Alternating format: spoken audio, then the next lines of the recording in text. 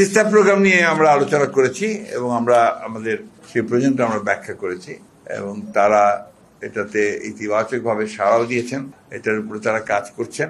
আমরা অবশ্যই তাদের যে প্রস্তাব যদি তারা দেয় সেই বিষয়টা আমরা ভবিষ্যতে যদি আমরা কখনো সরকার পরিচালনার দায়িত্বে আসি তখন সেটা আমরা অত্যন্ত ইতিবাচকভাবেই দেখব বলে আমরা বলেছি। ওরা যেটা বলেছে যে তারা অত্যন্ত আগ্রহের সঙ্গে এবং ঐকান্তিকতার সঙ্গে তারা এই বিষয়টির উপরে কাজ করছেন। মিয়ানমার গভর্নমেন্টকে তারা রাজি করার চেষ্টা করছেন যে খুব দ্রুত এই এক্সপেক্টেশনটা খাওয়ার জন্য। রান্নায় আমার ভালোবাসা Jamuna gas stove. Jamuna gas stove, আধুনিক, নিরাপদ ও দীর্ঘস্থায়ী। চীনের আগ্রহ যথেষ্ট রয়েছে যে আমরা আমাদের প্রতিবেশীদের সঙ্গে সুসম্পর্ক রাখি। আমরা কিন্তু এক চীন নীতি থেকে কখনো সরিনি। তাইওয়ানের একটা ট্রেড সেন্টার এখানে কয়েকদিনের জন্য খোলা হয়েছিল, কয়েকদিনের জন্য, কিছু তারপরে সেটাকে সরিয়ে দেওয়া হয়েছে। আর এইখান থেকে আমরা কখনো সরিনি।